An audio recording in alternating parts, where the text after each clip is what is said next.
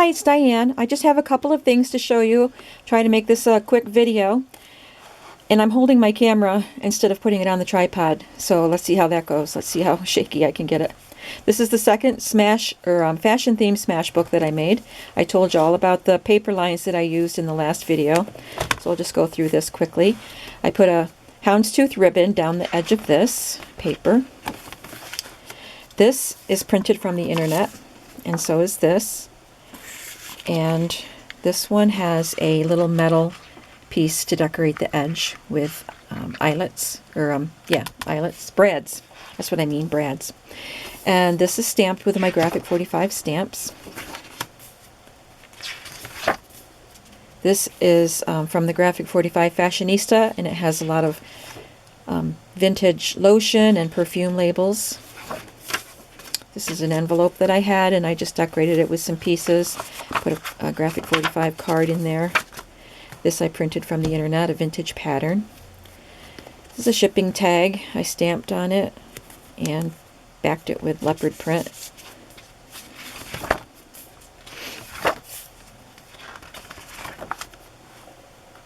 And I stuck this on as a pocket. Put a couple of cards in here. This is from the internet. This is from Graphic 45, and all of these stamps are, well, not this one, but the other stamps are Graphic 45 stamps. Some punch outs from the Fashionista line. Another piece of that plastic that I used in the other one, another print from the internet. I put some ledger paper on the back. This is a vintage pattern image that I printed from the internet and put some scrapbook paper, ledger paper on the back. This is from Tim Holtz, and I think these represent hat size labels or something like that. So I thought it was appropriate. For this one, this is Tim Holtz paper with all the vintage buttons, and I punched it on the edge with an EK Success punch with all those little circles because they kind of look like the round buttons. Oh, I'm going to sneeze. Oh, I guess not. A couple more plain papers. This is a Graphic 45 punch out.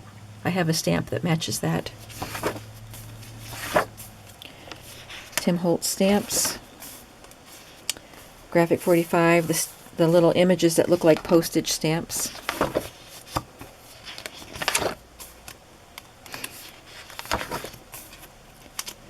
These are the stickers from the Tim Holtz Crowded Attic sticker book. I glued this on as a pocket and put this little ticket in there, and this tag I decorated with little pieces that I'd cut out, stamped on the back.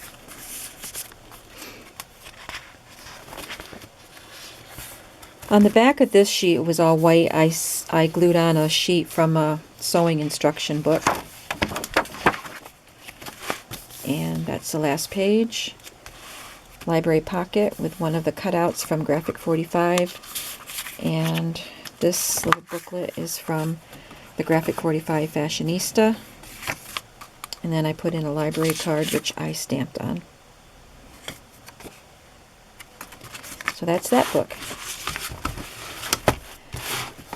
And then I took these envelopes and put the rest of the cards, internet printed things, little cutouts, so each of the fashion books will get an envelope full of goodies.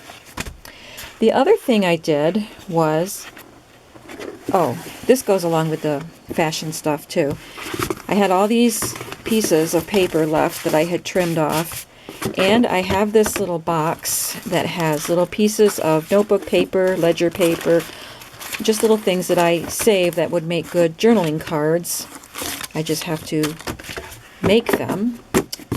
And I put these two elements together. So I cut pieces of the leftover paper, and then when you look at the back, that one has some graph paper on it, as does that one. This one has a mix of papers, and then I stamped that little journaling spot on there. some blue lined paper. This was just a piece of a time card and a little scrap from a pattern instruction, so the journaling can be done on that side. A piece of the Tim Holtz paper, and it has some ledger paper, well, kind of a graph paper from a scrap of leftover scrapbooking paper, and some washi tape. This one just had a cutout. I'm not even sure, that might have been from my Cricut. I just had it in my little box. And this one has a couple pieces of paper I put together for the journaling on the back. I use different corner punches. Sometimes I round them, sometimes they're ticket. I think this is the ticket punch. I also have this one's called Deco, I believe. And on that one, has a few elements on it and a little piece of washi tape. And a lined paper. And that one, I left the polka dot edge showing because I liked it, and then just put on a little piece of graph paper, put little bits of washi tape on it to define it, and a little stamped shoe. So that's something you can do with your leftover pieces of things. So these will also go in those envelopes with the books. The other thing that I did, a very quick project, was I made myself a little notebook. I used to have this book when I was a kid, and it didn't survive. I have 3 younger sisters, so I'm sure it was handed down to them. But I saw this, somebody donated it to my library, and it was on their book sale rack for 50 cents. So I grabbed it. It wasn't in good shape, but I took it apart, and I just used the covers and just a very few of the pages that were in the book, and I made myself a notebook. So I used duct tape, this checkerboard duct tape, to bind the raw edge. I used 1-inch bind it all rings, and the owner of this book had written in black marker her name and, you know, a child's scrawl, so I just covered that up with that little piece of paper. And on the first page, her name was also there. Excuse me. On the pages that I saved, they're a bit fragile, so I edged them with a strip of paper and zigzag stitched it on. And then I used these little stickers, which is very nice because it says, "This belongs to." So those stickers cover up where the little girl wrote her name. And then I cut out all these, let me show you, I have this stack of different types of notebook paper, ledger paper, just things I've collected. That notebook paper I got at Staples with that design on it. The paper that kids practice handwriting on. Music manuscript paper. See my stack. So I just went through this stack and took 2 or 3 of each notebook, of each type of paper, and cut them to size and made a notebook.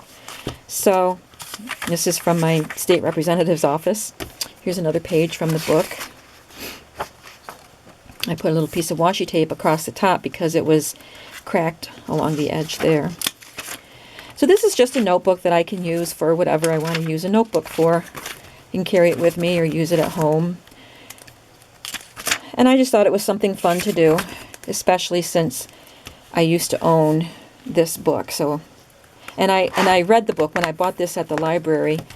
I reread it just to remind myself of what the book was about. And then I took it apart because it was falling apart anyway. And I used this piece of scrapbook paper where the cover here was kind of torn, wasn't in very good shape. So I have myself a cute little notebook.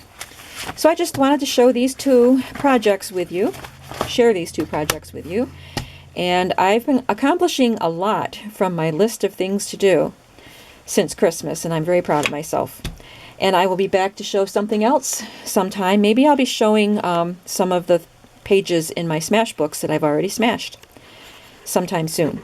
So happy Valentine's Day, everybody, and I'll be back soon.